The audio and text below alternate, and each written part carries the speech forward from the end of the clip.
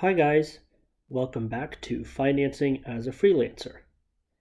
Today we're going to talk about the pros and cons of being an employee versus being a freelancer.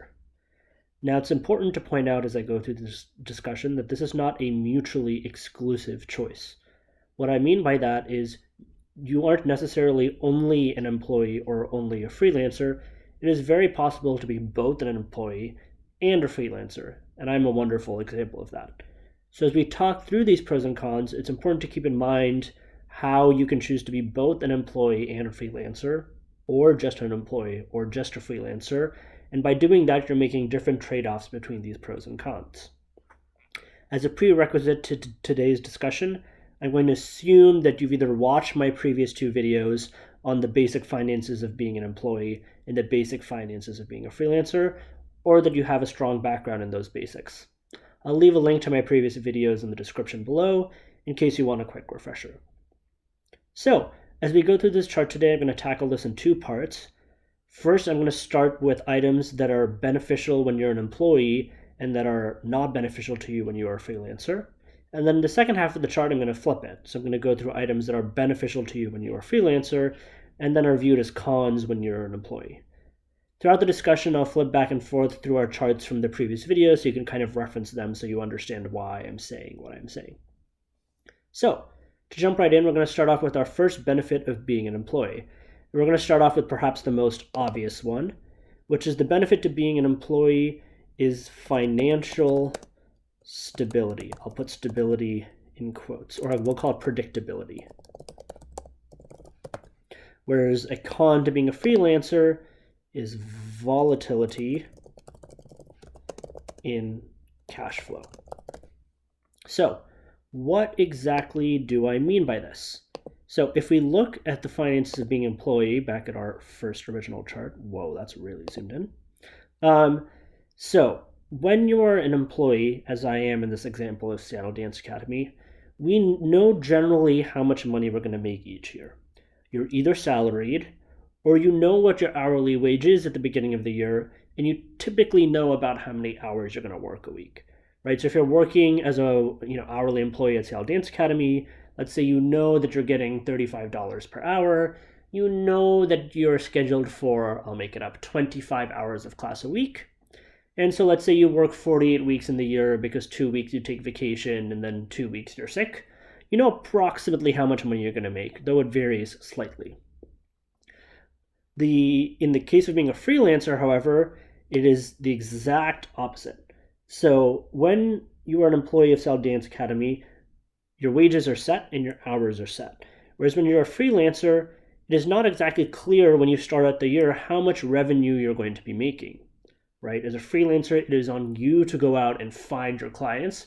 So if we're using my freelancing business as an example, it is on me to go find the studios that want to hire me and fly me out to teach. It is on me to go make sure that conventions want to hire me to teach, or that dance companies want to hire me to choreograph, or that educational institutions want to hire me to teach there.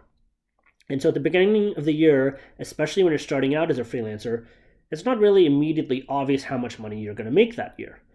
And I don't want to underscore or underplay this. This is an extremely scary place to be as a freelancer, right?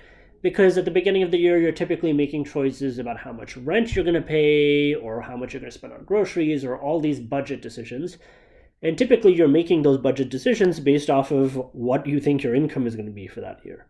And so as a freelancer, if you don't know how much income you're going to be making, it is an extremely scary space to be in because you're having to sign a lease agreement or, agree to pay Netflix monthly or whatever you're agreeing to do without actually knowing how much money you're going to make every month.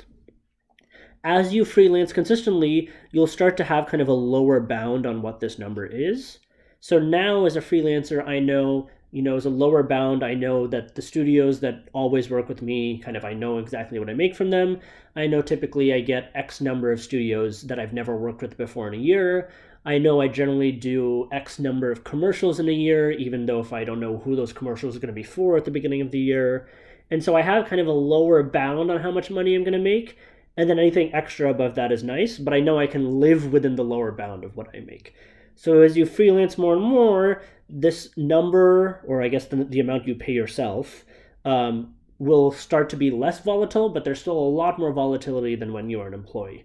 And this is why when people start out freelancing, they're either also working as employees for another organization because they know they have this consistent cash flow, or they've saved up money and they are living off of their savings, so they know they can pay their basic costs for the first, say, 6 months of freelancing because they think this number could potentially be zero for the first 6 months, and so they have some savings built up.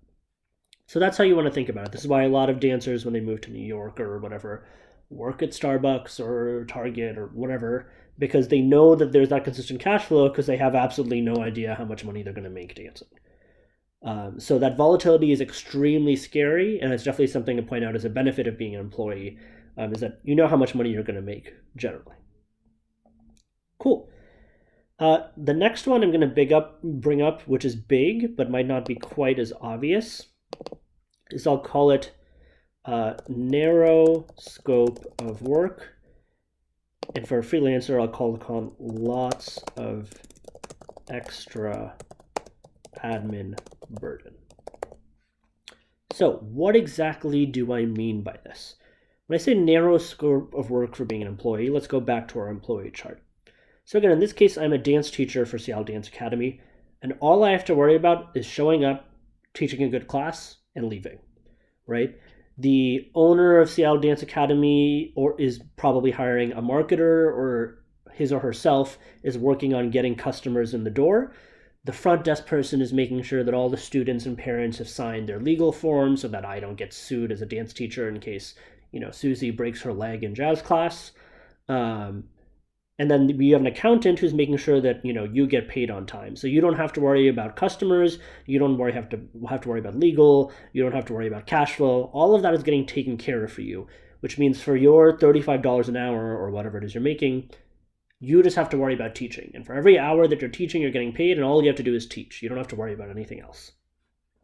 As a freelancer, this is extremely different, right? You are not spending 8 hours a day teaching or choreographing or writing journal articles or whatever it is you do as a freelancer, right? You're spending a lot of your time on what is unpaid work, right? You're spending a lot of your time recruiting customers, which might mean creating a website, creating marketing materials, going and networking, sending cold emails, whatever that might be. You're spending a lot of time on the administrative burden of, bookkeeping and keeping track of your expenses and making sure you pay your taxes and all that nonsense. And then only part of the time are you actually doing the thing that makes you money, choreographing, teaching, whatever, right? And so if you're spending a significant amount of time on things that do not explicitly make you money, meaning the marketing and the legal and whatever, then your hourly rate when you are explicitly making money has to be much higher because it has to cover the amount of time you spend on all these other things, right? So you can't be making $35 an hour when you're a freelancer because you're not spending the same amount of time teaching that you are as an employee. You're spending a solid anywhere between 20 and probably 35% of your time on all these other things, and so this money that you're making has to make up for that fact. Apart from the fact that you're stressing about the fact that you have to make a higher hourly rate, some people just don't enjoy keeping track of these other things, right? I personally enjoy the people connection of trying to market myself. I enjoy the cash flow and the mathematical mindset that comes with trying to keep track of my expenses and my taxes and whatever.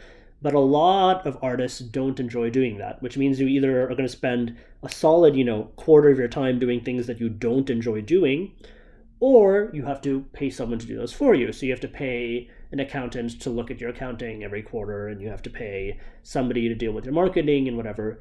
And either way, that's either time that you are spending that you're not making money, or you have to pay somebody else to do those things. So in either case, you have to make extra money per hour in order to cover those additional administrative burdens.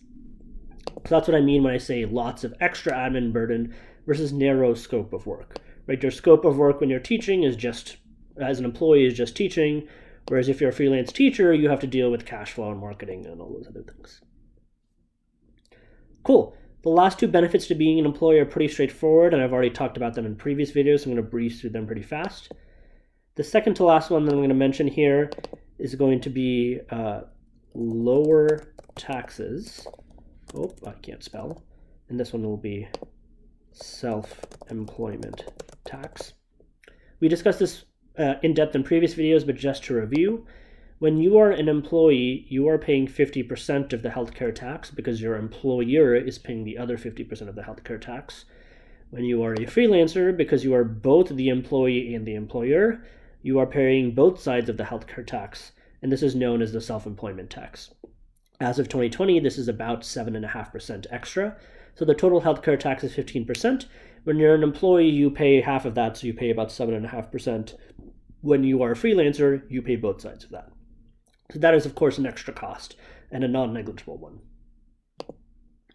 And then last, but certainly not least, in terms of benefits to being an employee, and I've pointed this one out multiple times, but provided healthcare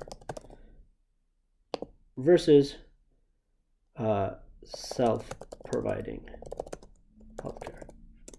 So to make this a bit clearer, I'll call this employer-provided healthcare. As I've pointed out before, in most cases when you're an employee, you will be provided some version of healthcare from your business. Again, as a reminder, this is not the case if your business you're working for has less than 50 employees. They're not required to provide you healthcare, though in many cases they do. But in a lot of cases, you will be provided healthcare when you're an employee. Whereas when you're a freelancer, because you are both the business and the employee, you have to provide yourself healthcare. And healthcare premiums in the US, as I think a lot of us know, are particularly expensive. So this is a pretty non-negligible cost. And this is perhaps the primary reason a lot of freelancers will choose to be an employee elsewhere so that they can get provided that healthcare. The final asterisk I will provide is that you are not usually provided healthcare unless you are a full-time employee of a business. So sometimes that causes a bit of friction between being an employee and being a freelancer. But that's a big reason people choose to have their foot in both being an employee and a freelancer. Cool. So those are all of the pros to being an employee and cons to being a freelancer. So now what I'll do is I'll draw a line in between those so that we know where we're flipping gears. And now we'll start to talk about things that are pros for being a freelancer and cons for being an employee. So the first pro to being a freelancer is setting your own work responsibilities. Versus when you're employed, your employer sets work responsibilities. Alrighty, so what exactly do I mean by this?